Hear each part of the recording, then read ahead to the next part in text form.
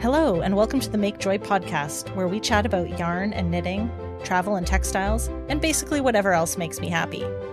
I'm your host, Alison Thistlewood, but you might know me as Champagne and Kiviot on Instagram. I'm a self-professed yarn lover, passionate about knitting and making, and have been so lucky while living here in the UK to turn that passion into a job. First working as a sales agent for big yarn and craft brands, then as a marketing consultant to designers, yarn shops, and brands, to creating, organizing, and running yarn events, workshops, and festivals, and even working as a tour manager for a craft-focused travel company. On each episode, I go where my curiosity takes me, and in this first series of the podcast, you can expect that to be an eclectic mix of conversations with my friends and colleagues from the yarn and craft world. This is Series 1, Episode 1. A little Aleks Byrd-ie taught me all about Estonia. And on this episode of the podcast, I'm joined by Aleks Byrd, an American, Canadian, and Estonian illustrator and knitwear designer who's been sharing her modern take on traditional Estonian knitting techniques with the knitting community, to the delight of knitters everywhere.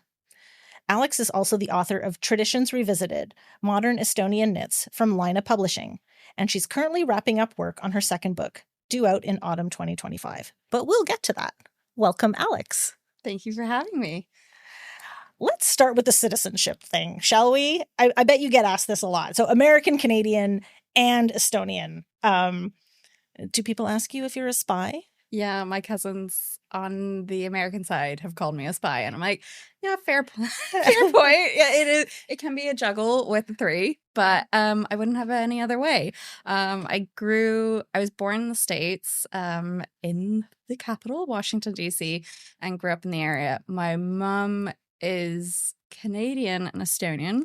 My dad is American, hence I am all three. And yeah, I grew up with a tribe that kind of celebrated being all the nationalities that you are. And yeah, I couldn't pick one that I feel more associated to the others. I'm very much all of them. Well, and just to complicate matters, you live in the UK. Yeah, so just to make it more confusing. I mean, I lived in Germany as well. I live in other places, not always a home country sometimes. Yeah, I think though a lot of listeners who might like me know you automatically associate you with Estonian knitting. Has that always been what you gravitated towards? Like, how did your knitting journey begin? Because I've always known you as like Estonian knitting techniques person, but like, did you always start there or? No, I started the same way I think most people did. So I learned when I was 8, but like probably close to 9. My mom decided like, okay, it's the time to learn to knit. That was when she learned. And I want to say it's slightly the Estonian mentality. She's like, we'll go to the craft store and you pick the yarn. No advice as to what yarn to pick. It was just like, you pick the yarn. 9-year-old me decided chenille was a great choice because soft and shiny. Hated the experience of knitting the wonky scarf because it kept breaking. And I was the only kid in school. I went to a public school that learned to knit. Then high school, there was an after-school knitting club. So I joined that and got back into knitting. But I didn't really do any, say, like Estonian knitting until like maybe late teens, early 20s, when I was going to Estonia more. And my mom, it was kind of a way for both of us to kind of connect with being Estonian, living in the States and elsewhere. I grew up with books, loads of books on craft and knitting, and like my grandmother knit lace shawls and stuff. So it was around, but I didn't really get into it till later in life as kind of a way to connect with being Estonian, because my first name is spelled the Estonian way, which always sparks questions. And so yeah, knitting's kind of given me more comfort in finding my way of being Estonian openly. Nice. Yeah. I mean, that reminds me of this, amazing post you had on Instagram recently that said knitting allowed you to explore your Estonian identity. And I found that really poignant and relatable. I think it's something that we naturally do as expats, right? And, and you've got 3 countries to contend with. Yeah. Finding those ways to connect to our country when we're not in it. So tell me more about how this exploration has influenced your own unique style, whether it's like personal style or the things you like to knit or like your journey as a knitwear designer. Yeah. I would say in terms of kind of like Estonian knitting, I am kind of interested as like a textile and history nerd. I did like all of the like humanities in school. I loved languages, all of that. And so for me, the books with like the old books, my family, it's like a disease that my family on the Estonian side, we hoard books. And so I have a ton of books. There are worse things to hoard. Yeah. On the like crafting side. And I always found them like super interesting and they weren't really detailed. So it's kind of a bit of a puzzle piece of like, how do you figure this out? Because a lot of it's just passed like orally in terms of like how to do things. And yeah, it kind of felt like a fun mystery and puzzle. But for me, I didn't want to knit precisely the traditional way, which is usually with really tiny needles, like about a 1.5 millimeter, Yeah, so no. a US like 000. I didn't really love that, so I wanted to find a way of like knitting it on a more comfortable gauge. So that was kind of the start of the compromise and figuring out. And I also didn't want it super traditional. I wore as a kid, I went to the Estonian embassy in Washington for a period of time, and we had to wear national dress on certain occasions.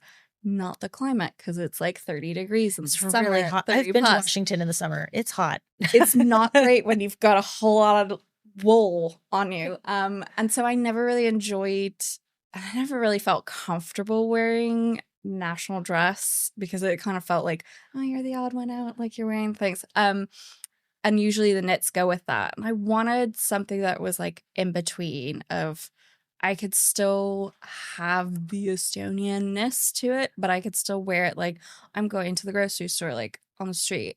Kind of that it's a little hybrid and modern. Yeah, modern hybrid, but it still kind of plays on that. And I felt it was a reflection of kind of like where I am today of like, I love the history part and like the stories attached to it, but it reflects that. So also with like traditional knits, they're very regional specific. And my family, even like in Estonia, they were from the countryside, then they moved to the city. So we don't really have to a degree, a set point. And so mixing different elements felt like, okay, well, that's a reflection of me. Like I'm a citizen of 3 countries. I've lived in a lot of different places. Like I'm mixing and matching things that have meaning to me that fit. It's like making my own national dress. Feels more liberating. Yeah. It's like a collage because like a mosaic. I always, because Canada's a mosaic and that's always what I kind of went with. And I was like, yeah, Canada describes itself as a mosaic. I'm like, yeah, I feel like I'm a mosaic too. So I kind of treat that with my knitting in terms of bringing stuff that I see, taking photos as inspiration, old textiles, stuff from books, and just collaging it together. I always liked that better than melting pot because as a mosaic, yes, you still have those distinct pieces, but they all come together to make something, even more beautiful in the way it's a cohesive whole. Yes. Nice. So, as moving around Estonia and starting to explore knitting, with your mom or like the Estonian knitting traditions, you've had incredible opportunities to meet and study and learn from these master knitters in Estonia. Also, I love that they call them master knitters. I want to be a master knitter. So how did that come about? Like, are there new to you techniques that you're still learning? And then what do the master knitters think of how you're modernizing their traditions or the way that you're sharing it with knitters outside Estonia? So I would say in terms of getting in touch with the master knitters, I'll just preface with like, there's about 2 degrees of separation with every Estonian, regardless of whether you live born and raised in Estonia or not. Everybody knows everybody at some degree. And a lot of it was curiosity. So I had books growing up and collected extra books. And then when my mom and I decided to kind of dabble in, we couldn't always make sense of the books. Like I would try stuff, she would try stuff, didn't work out well. I think the first example was we're trying to do lace knitting. I don't know why we started with lace knitting. Why would you ever start with lace? I started originally with color work, with a family friend who is a very famous textile artist on Road, and she did stranded color work, knitted animals that featured mitten patterns. And so I started with that. That was my first color work project. That was slightly crazy of me, but it worked out fine. But then we did lace because my mom went, I want to learn lace. She decided she didn't take up the opportunity when my grandmother was still well enough to teach her. She's like, I regret that. So we decided to just go. We were going to Haapsalu, which is the home of Estonian lace. Like, we'll go there. We'll ask like the ladies there to show us. And yeah, it was an intense experience. But, we learned my mom is not doing bobble stitches again. I do them time to time. But, you try things out. I think it was curiosity. And then we also have a great event in November in Estonia, which is a craft fair called Mordilod, or St. Martin's Day Fair. And there's loads of demonstrations. And I just went up. Still, introvert me, I was like, I don't want to talk to anyone, but I'm going to like stare at these ladies doing stuff. And then you get into conversation and just bond over interest. And I just was like, I have questions. How does this work? Like, I want to understand. And so then working relationships have grown out of that, going to events and stuff like that. But in terms of how they receive it, I think they're definitely on board. It's always a bit of a struggle, I think, in the beginning, depending on like how many generations apart you are. Definitely the like younger master knitters are definitely on board. And the way I look at it is there's kind of a space for both the traditional and then the modern knits that are like traditionally inspired, because you kind of need both to keep the heritage alive and like going. Like, it's a living culture. So it feeds each other. I have such appreciation for what they do. I have knit with the tiny needles. I don't choose to do it all the time, but I think it helps give interest. They kind of sometimes live in a bubble of going, oh, there are people outside in the wider world interested in what we do in this like tiny corner of the world. And they're shocked at it. And so for me, like, that's a new joy of like being able to be that bridge between like the bigger knitting world and them, and going like, yeah, they're interested. And like, this is how we can keep things alive that had been forgotten at one point for like 100 years, and make sure it's written down and recorded properly.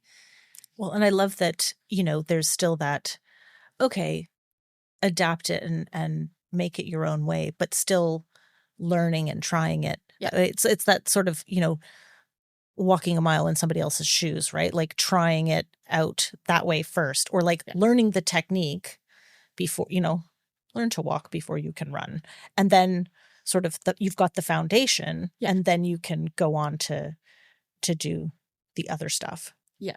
And I also think like it wouldn't be possible to make it as accessible now if there wasn't kind of a way to do things that aren't just on the tiny needles. And it's partly like, it's kind of a give and take. Like for them, it's like learning like, oh, we can do other things that like, if we choose to do a non-traditional knit, like, oh yeah, I can knit a jumper on a 5mm needle with the same pattern I don't have, and it'll be a faster knit, because they're mostly knitting for sale, whereas I'm selling a pattern, so it's a very different concept for them.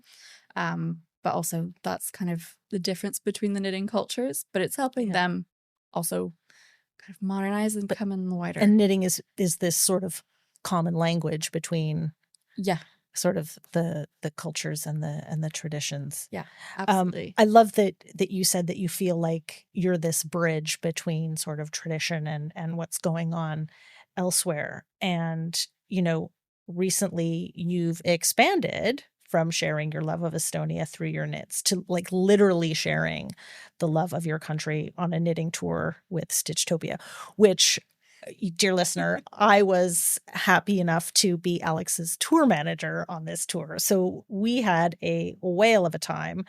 I have to say that in my 6 years working as a tour manager with Stitchtopia, that it was probably one of the best tours I've ever done. And I have done some great tours. So like, wow. Anyway, let's talk about the tour and how you planned it. You know, did you basically pick your favorite places?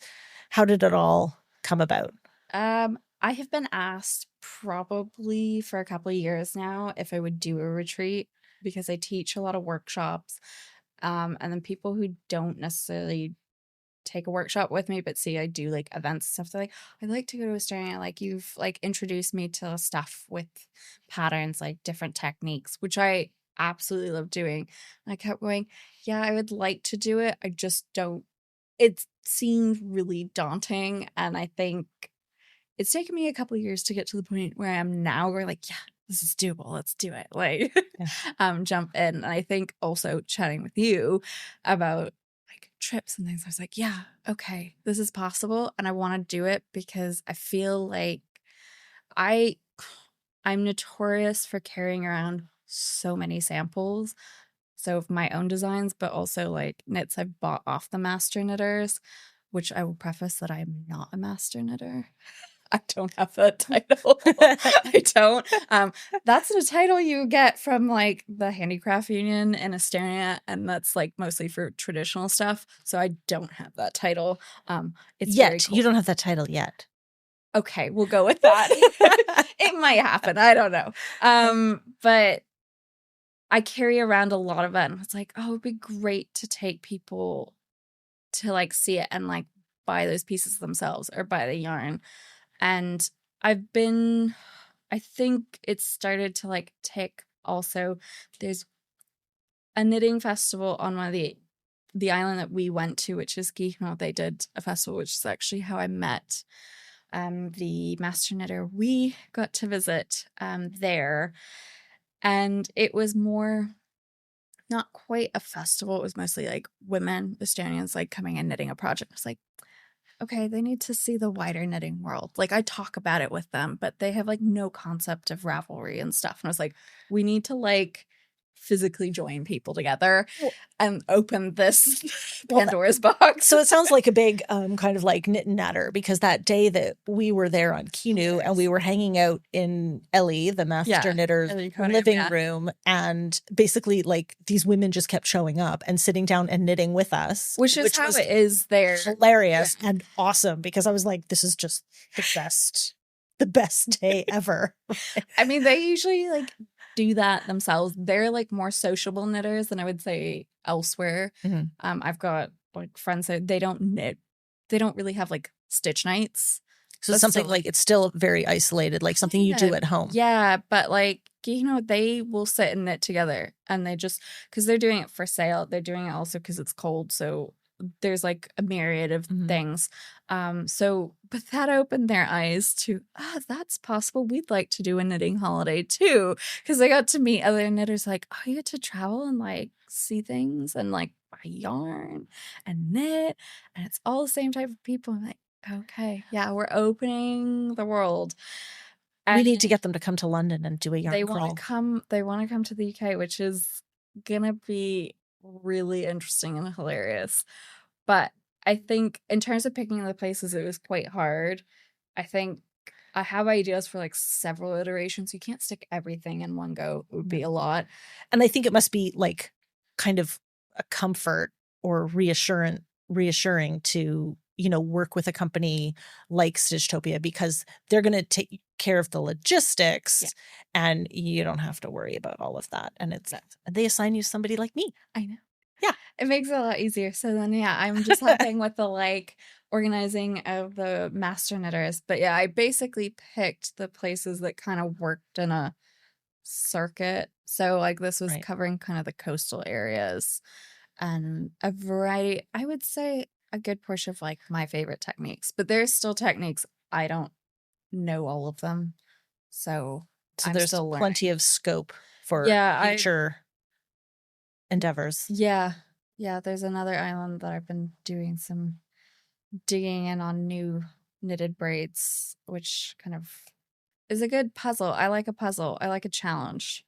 So, and it's all interesting construction. I mean, that's one of the things that I loved about that project is that it's sort of, on other tours that I've been on, the project is usually something inspired by wherever we are, whether it's colors or an actual technique.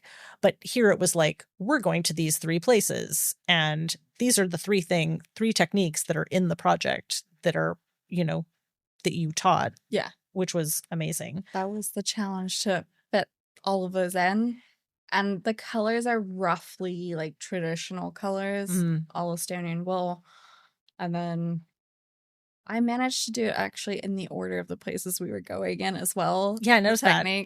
That was purely coincidental because I kept going, how is this going to fit together? But it did work. Yeah. And even on trend in one of those little, bandana kerchief kind of mini shawls, right? Because very, very on trend right now. If you were, okay, I'll ask that question in a minute. I have to say also, for people listening at home, that on this tour, this was so valuable to me as a tour manager. So thank you. You had that little booklet that you gave everybody, which had because when we had free time and free meals, you had all your recommendations of good places to go and eat and, whether it was dumplings or where did we go that was that pizza? Was it pizza? Oh no, the pie place. The pie place. Those pies. Okay, see, stuffed kind of pies. Those stuffed pies were great. And I mean, there was a whole bunch. Yeah, that pie was amazing. They're also really beautiful to look at. They were just pretty.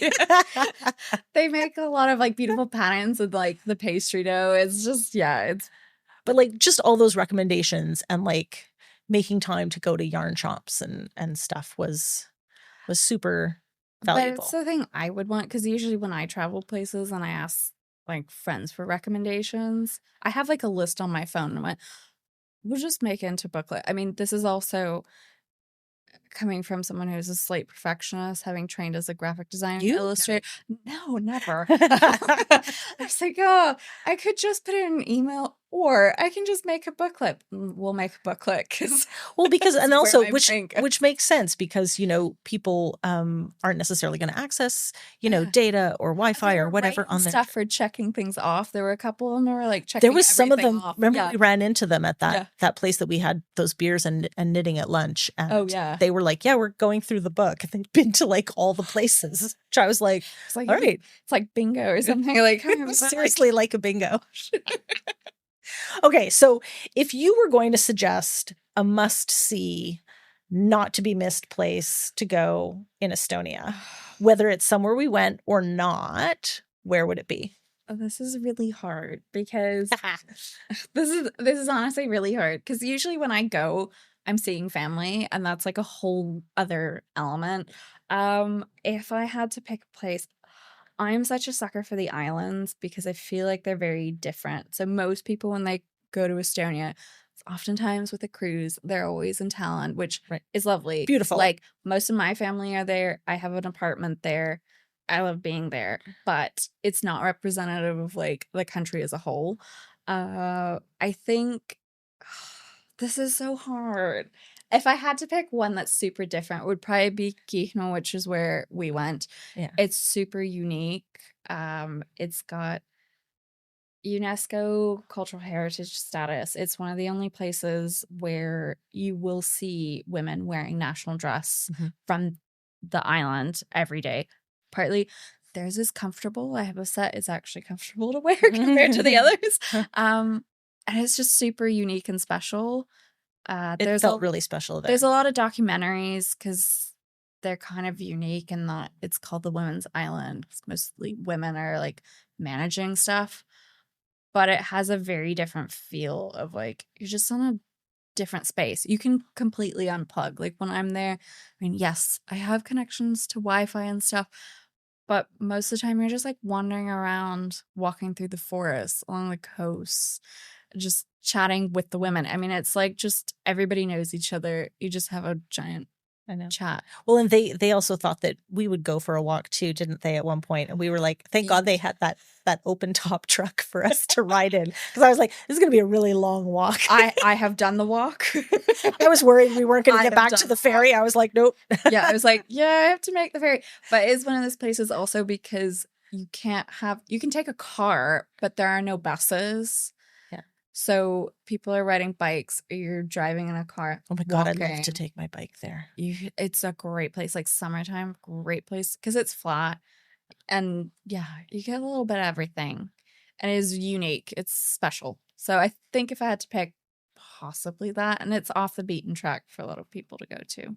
Okay. Yeah. Okay. Kinu. Though I have a lot of other picks. But I feel like that might be the top one. Okay, you heard it here first, folks. Straight from Aleks.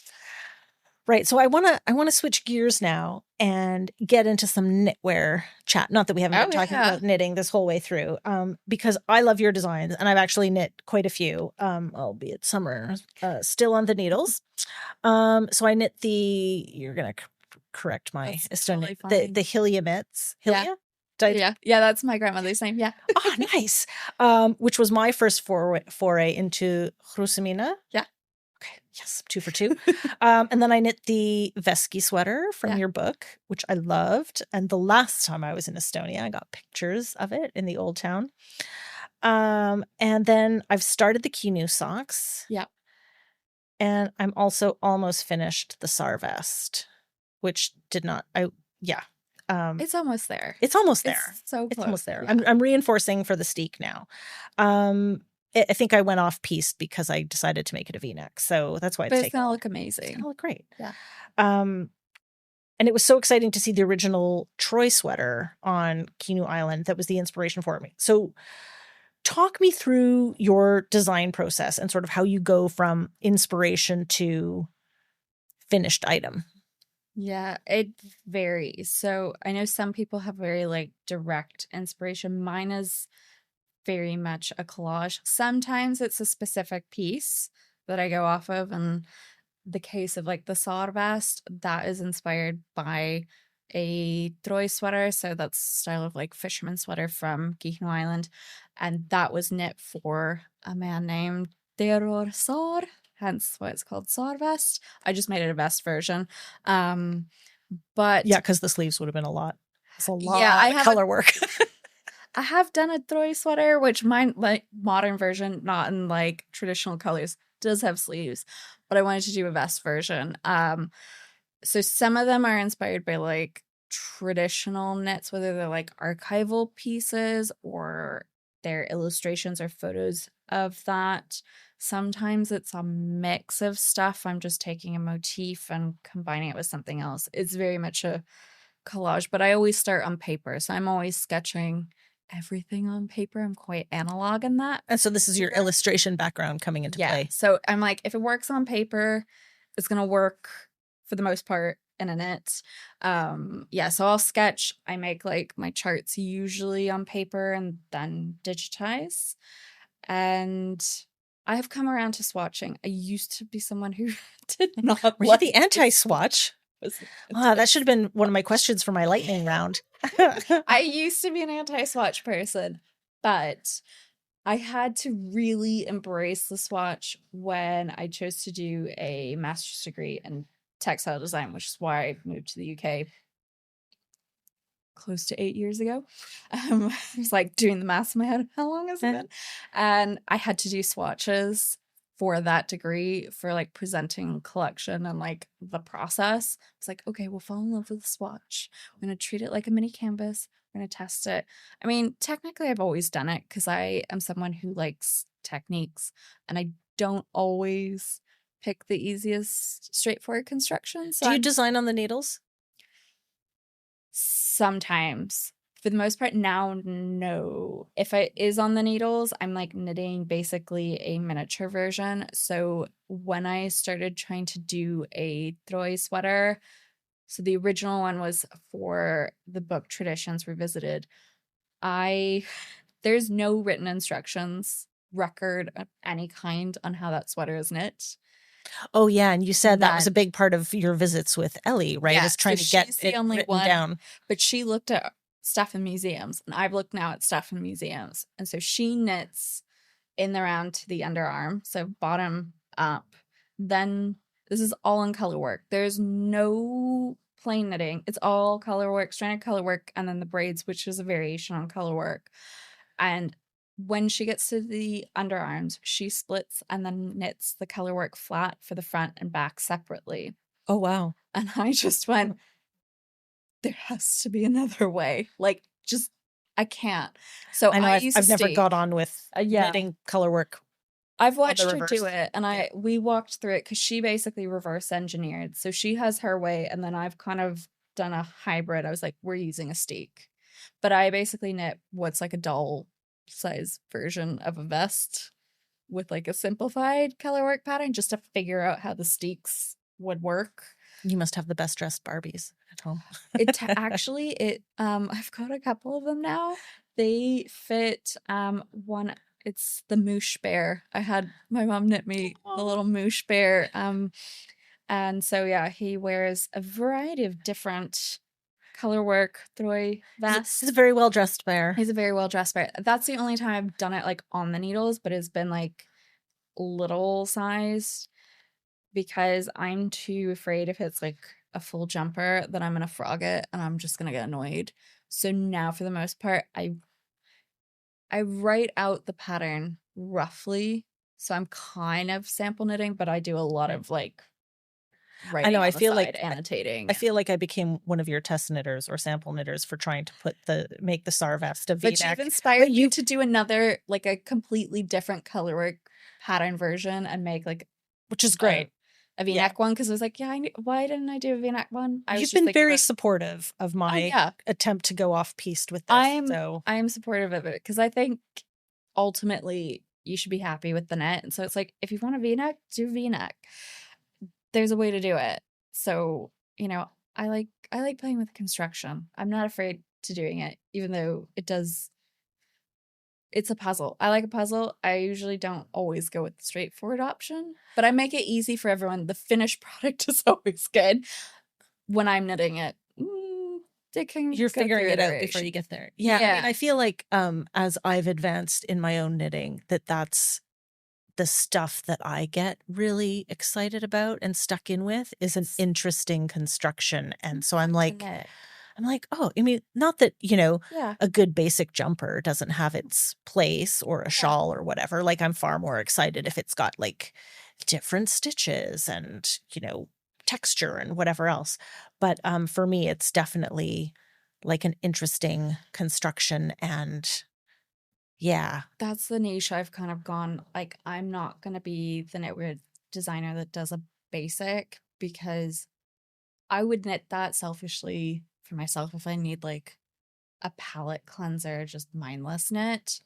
But I am someone who I just need a little bit of engagement or detail, even if it's just like one braid thrown. Like I think one of the simplest from the last book was the Ganga shawl, which is garter stitch triangular shawl, but with like a variety of braids thrown in. I remember that one. It's really pretty. Because I'm like, I just need a little bit of detail, but it has to be placed thoughtfully. So if I put something in, I've always thought it through of like how it's going to look on the body. So it's fun to knit, but it's like thought out. Like, I'm not going to put it where it's not accentuating something you don't want to accentuate it. Right.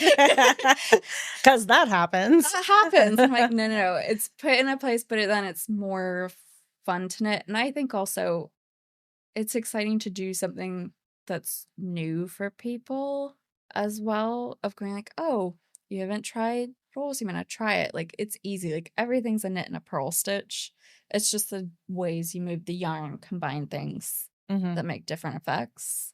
It's expanding people's things. I like learning new things constantly. So I remember when I started knitting, that was what I always put in my Ravelry notes, because I learned something new on like every project. And so all of my early Ravelry notes are, I learned how to cable on this, or I learned how to do a drop stitch on this, or I learned how to do whatever it was that I learned, socks, or I don't know, some weird shaping thing, steeks, right? love a steak. Love a steek. Love a People steak. are freaked out about steeks, but I think they're great. Yeah. It means to have to do color work flat. I appreciate what Ellie does. She doesn't do steeks on hers because she doesn't know how to steek. I need to teach her. Clearly you need to teach her. That's kind of like the divide. Like, so I do stuff that's similar to the master knitters, but I tweak it slightly, going like, there are other things that you can do. Do you think you'll teach them anything that they will adopt that will sort of blow their mind and kind of get them thinking about how they change what they're doing? I feel like steeks definitely are a thing. We haven't really gotten into it. I think for them it's thinking beyond just the like traditional stuff that you're selling. So for the Sama where they do the inline knitting, for them, like when my book came out, I took them a copy and I was wearing actually the Vesky sweater, and one of the women who is not one of the master knitters you met, one of the others in that community there who knits gloves, and they'll finish like a pair in 2 weeks, which is insane on those teeny weeny little needles. But she looked at me and my jumper and she just went, I never thought to do that on a sweater. And you use thick yarn, so it's going to go really fast. Right, and like the difference of scale. Yeah. That, and I think also I was chatting with a couple of knitters who also do crochet, and they're not so well introduced to seamless knitting, so top-down sweaters, because they were staring at, I was wearing my Selly sweater, and they're like, how did you do that? And I was like, oh, it's knit from the top down on like one piece. And they're like, what? Wait, what? I was like, this is where like a lot of them are not on Ravelry. So it's like, we're not seeing the breadth of things. And they're used to doing like seaming and all that, which to be fair, adds structure to a garment. It has its purposes. Yeah. But there are certain things where it's like a steek in the round can make that easier. So I think certain things, and it's also for them learning how to do the writing style. So some things are now being more written down. There are really great craft books, but they are written for, let's put it this way, a Estonian or kind of Northern European audience that already knows to knit. They assume you have a lot of knowledge already. Yes. And it's not written that's accessible for a broader audience. So I think part of that is like I've shared a bit of like, yeah, you need to write it out a little bit more detail, even though maybe you already know that. There's going to be someone who doesn't and is going to ask you like 10 questions of, well, how do you weave in the ends? That was one of the things on the inlay.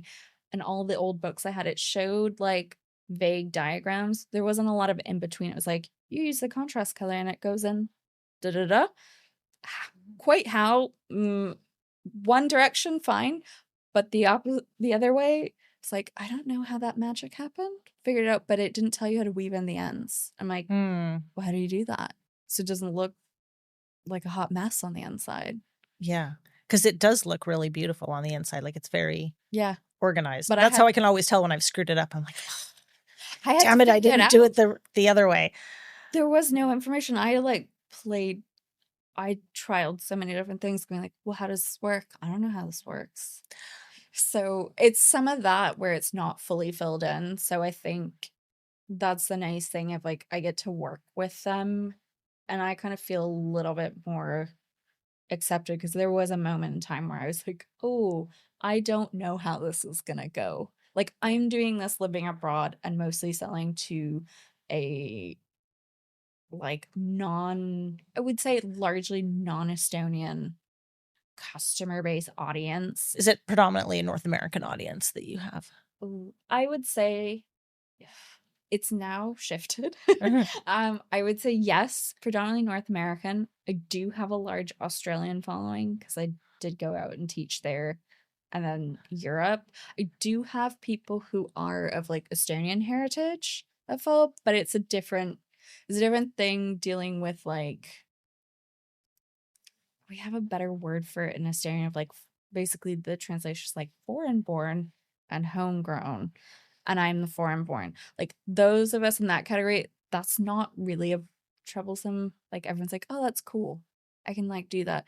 It's the like those in Australia, like, how are they going to perceive that? Like, especially the older generations who are the master knitters, but they're on board with it. I think the potential they see, like, it's such a helpful. Yeah, it sounds source, like you know, it's becoming quite a collaborative experience, and I love that they seem open to sort of updating or modernizing things or creating new designs, because I know we experienced that in Hopsaloo at the Lace Center, and they were like, yeah, you want to create a new, like, you know, I remember being kind of blown away by that when they said, oh, it's not just these, they aren't just these traditional lace patterns, you can like make up your own. And so I love that there were some of them that they'd sort of named after famous celebrities and stuff, which was really cute.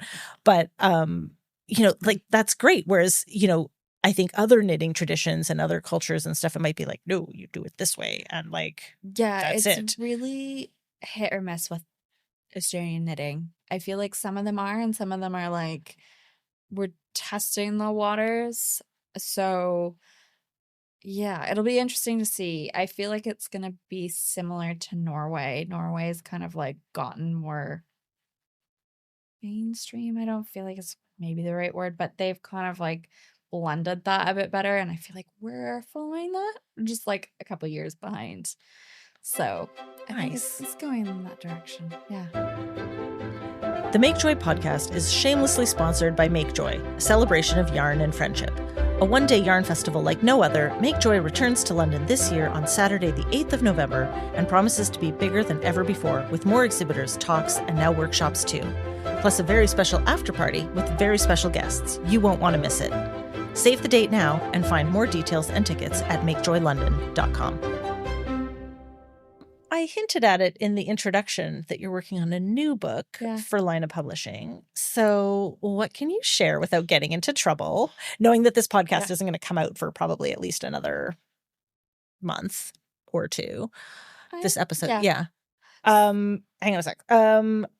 Set the scene for the listeners, what this book is about and what people can expect. If you're allowed, like, and obviously within the context of what you're allowed to share. I am allowed to share stuff. Like, I'm far enough in the process. Like, there is a point in which I know it's coming out. So this book will be different from the last book I did with Laine, where it's not necessarily as like instructional on techniques. It's more about the patterns, and they're all inspired by 3 women in my family. So my grandmother, Hilja, who I had named a pair of fingerless mitts after that you've knit, and then her sister Maret, and then their mother Agnes. It's largely, I would say, more inspired by my grandmother Hilja, because I inherited Maret's apartment in Estonia, so that's mine, and I was clearing it out to do renovations, and found a whole bunch of sketchbooks that were hidden away. My great aunt Maret was a librarian. She was also a hoarder of books, and there was just stuff hidden in every crevice. Every wall was like 3 layers deep of stuff. Wow. But she had hidden away all of these sketchbooks, which were most likely from the 1930s, early 40s, before my grandmother left for the war years. And she studied home economics, including knitting and cooking, and they were all clippings and sketches she had drawn of charts and things, knitting, crochet, embroidery, mostly knitting. So it's a lot of like her inspiration and some of like the pieces my mom kept of what she knit in Canada when she was living there, and embroidered pieces by my great-grandmother Agnes. So it's a mix, but it's all very like family inspired. I love that. Still using like traditional techniques. So there's still rosimina. There's more lace than I usually do. Okay. My grandmother loved lace, and I have found my way of embracing lace, which is slightly different. It's a modern take on it. So Please tell me it's with thicker yarn. um That stuff in Hopsaloo was no joke, man. it's lace, right, but it's doing overlay of lace on top of something else. Okay. So it's kind of modernized lace. Yeah. All right. So not like overly frilly. It's kind of a nice blend, and no bobbles. I didn't put any nooks on. Yeah, I was not very good at the noops, I have to say, in that workshop. They're hard. If you're a loose knitter and I'm kind of like bang on in the middle of like not tight, not loose, but like you lean toward tight, they're hard. Yeah, you have to like tight. You've got to really loosen up for it. No, they don't have any bobbles, but it's lace, textured stitches, rosimina. What else? Touch of braids. So still a lot of those techniques, but used in a different way, as well as the rosimina in a different way. There's some flat where it's reversible. Wait, what? Oh my gosh. I can't wait to know about that. Okay. Well, and you said home economics too. So like any like family recipes that are going to be in this book? Like I didn't put any recipes, but maybe I should like publish a recipe separately. She wrote recipes for magazines that got published, but she never published like knitting things. So this is kind of like a nice way to do that. This is the next one, maybe. Oh, maybe. I mean, there is enough material. Like I didn't even scratch much of the surface with the sketchbooks. There's probably about like 8 of them. So there's easily enough to do another book. I'm just selfishly asking now for me, but like any dumpling recipes, those, because I still think about those pelmeni. Did I pronounce that right? Pelmeni, yeah. Pelmeni, that place that I took you there. And I went again after you left because I was there long. They were really good. I don't possibly. She's got some really nice dessert recipes that my mom has made for me over the years. Or like that dessert that we had in Hopsaloo that you kept saying was your favorite. Oh, I need to send that. My other relative, I have it. I took videos. We made it together. That would be sweet. Yeah, she made it. Should be like me. a series of reels on Instagram so that we can all make it. She'll be mortified if I put like I was filming her and she's like, "What are you doing?" I said, "I don't want to type this out, so I'm just going to film you in segments." I said, "Because then I can write down the recipe after." She's like, "I didn't do my hair," and I was like, "No one's going to care. Nobody's going to see it. Nobody cares. It's me fine." Or my mom watching it. If I put this on social media, I will cut you out of it. I will edit it. I mean, she's not on social media. I mean, she's 80. She's not on social media, though she could be, but she chooses not to. She's quite savvy, but no. She'll find out from all the other relatives. It's like rapid wildfire. Like, did you see that you were on? But yeah, no. My grandmother, she probably has one of those. I don't know. But it's my favorite cake. I was really glad that we had it. It's basically like a Swiss roll type thing, but so much cream. Yeah, it was so a lot good. of cream, a lot of berries. Like it's a summertime thing. Like you just pack it with every fresh berry. You can choose what you want, and then the sponges. Either my relative Gaia, she makes it usually with like a vanilla sponge, which she'll top with like almonds and some like sugar. Nice. But we had it with like a chocolate sponge. Like you can mix it up. I mean, who cares? I was so full because the lunch was really good that day. But yeah. But then I was like, no, this is the thing that Aleks said it's all have my to eat. life. And I think we were all like groaning as we like rolled back to the coach. Because this is gonna come out and everyone's gonna go, I want this cake. I think I'll have to put a picture of it with the show notes for sure. Yeah. It's really good. So it sounds like you're definitely like totally busy gal. Yeah. What's next for you? Like not just this year, but you can tell us if it's this year, but in the next few years, like what haven't you done yet that is sort of like next on your bucket list? Like what's next for Aleks?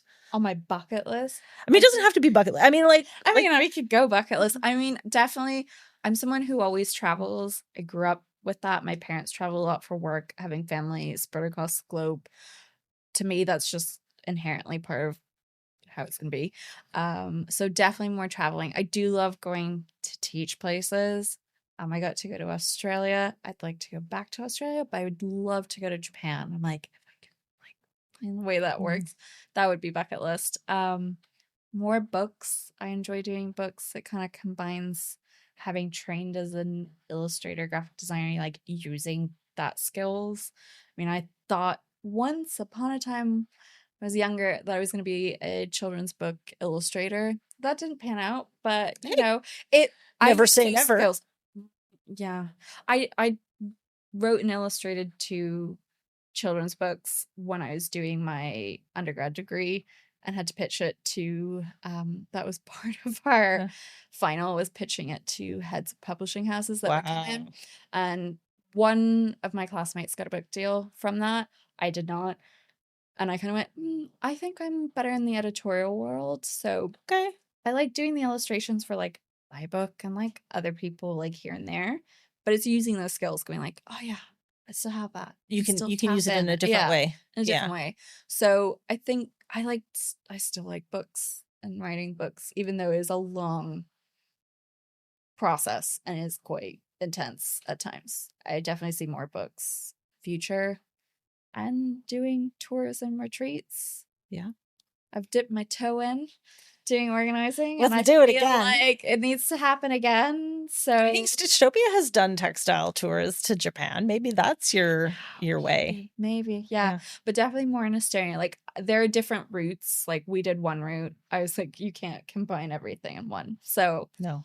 Off the top of my head, I feel like that's what's gonna be. Yeah. Okay. Yeah, I think that. Yeah. All right. How do you feel about a lightning round? Let's go for it. Okay. So, don't think about your answer. Yeah. Just answer from your gut as fast as you can. Knitting or crochet? Knitting. Favorite thing to knit? Oh God. Don't too long. Cowls. Okay. If you're not knitting your own patterns, whose patterns do you gravitate towards? I haven't knit anyone else's patterns in ages. Oh my God. I would probably say my friend Olga Jazzy. Olga. Just because she's a stitch technique nerd like me. Talk about weird instructions. We have a lot of conversations, like coffee dates, just on that. So probably hers. Okay, I approve this choice. Yeah. Olga's very good to drink wine with, by the way. Well, I'm sure you know. Yeah. Thank you, Edinburgh Yarn Festival. Okay, who do you credit for your drive and ambition? I would say my parents. Okay, good answer. Favorite cocktail or mocktail? Cocktail? Oh, God. I mean, I always love a margarita. Good girl. Good margarita. I mean, I'll drink a lot of different cocktails, but I love a margarita. Worst knitting mistake? Worst knitting mistake? I've made several. Oh, it's been like the cardinal one. I think the one that haunted me a lot was I knit a full cabled knit dress, which was from a very early issue of Laine. And I noticed, I think it was probably 40 rounds back, that I had done the cable in the wrong direction. And it was like in the middle of the front.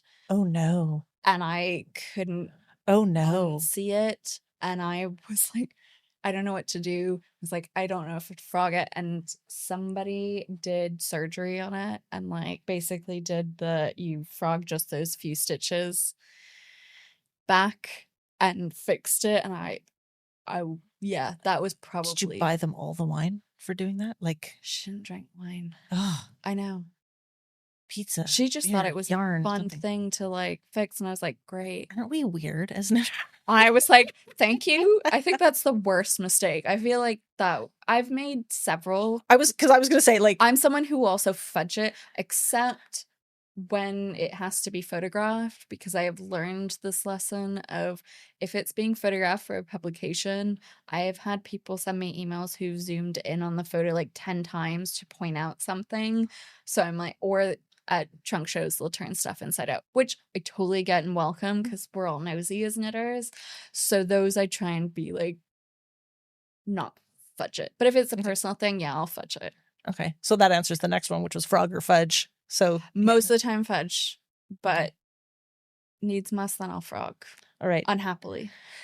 Desert island yarn. I was about to say like at the moment because it's summer. No. I know it's a hard one. Come on, do. What yarn? There's too many. I have like too many yarns that I like, and I go through like spells. But when you're like swatching or something, you must gravitate to something in your stash that you just sort of will regularly pick up. That's like your go-to. That's my go-to. It used to be that, but now it's like super eclectic. But I kind of gone through weird destashing phases. I would say, what do I gravitate toward in my stash? I have been using a lot of Garthenor. I've gone now the route of like a non-superwash. You like crispy, like crispier. Yeah, I have used actually a lot of Corriedale. Moment. I don't know why. It all seems to be Corriedale that I've been grabbing to. That's nice and bouncy. Yeah. So okay. Favorite knit. I would probably say the Selly sweater. I feel like that was the first pattern I put out. Like that one, I wasn't gonna like publish in the magazine. They saw and they're like, we want this. I was working on it. And it was the like first very loud and proud Estonian pattern I did. Aww. Using Roosimine. That was like the first like major one. So it was like sentimental value. And I also just think it's cool. The one down the sleeves. Down right? the sleeves. Yeah. I love that. That's in my queue. Yeah. Somewhere. And I enjoy wearing it. So I feel like, yeah, that would be. You wear that a lot. I see you in that a lot. I wear that a lot. I would say also the Troy sweater would have been like another favorite, but I think the Selly is the one I gravitate toward more. Yeah. This is not much of a lightning round. Sorry. This is the last one. What's something no one knows about you that you're happy to share? That no one knows about me. You know, you're a closet Trekkie, or no, I'm kidding. Your face, really? I'm not like. I'm trying to think what would be like super surprising. I mean, like I'm a massive murder mystery fan, but that's not really like surprising. I used to do horseback riding. I thought I would be like, I had friends who go into like elite levels. You're like, I just like I rode the horses. I rode the horses and then I stopped. But I always got the bad behaved horses. Mm. All right. Yeah. We should probably wrap up. Okay. But the last question I want to ask you is, what do you want your knitting legacy to be? Oh my God. What do I want my legacy to be? I think it's definitely changed. I think if you asked me this question probably 5 years ago, I wouldn't answer what I am now. I hope the legacy is that people come to know Estonia a bit more and Estonian knitting. I feel like that's now become my legacy in making it more accessible and expanding what people think knitting can be. Like it doesn't just have to be stuck in it. Like you can have some embellishment in there and it's not hard. Like I love that. Yeah. I think that. Amazing. Huge thanks for joining me on the podcast and being my very first guest. I'm honored. Thank you. It's been very incredibly reassuring to have a friend along for the first episode. I think I said before, I was like, I woke up this morning and I was like, oh my God, I'm really nervous. And you were like, we're just gonna have a chat. And yeah, we're just having a chat. So is there anything where can people find you? Like, I'm predominantly pretty easy to find because of the way my name is spelled.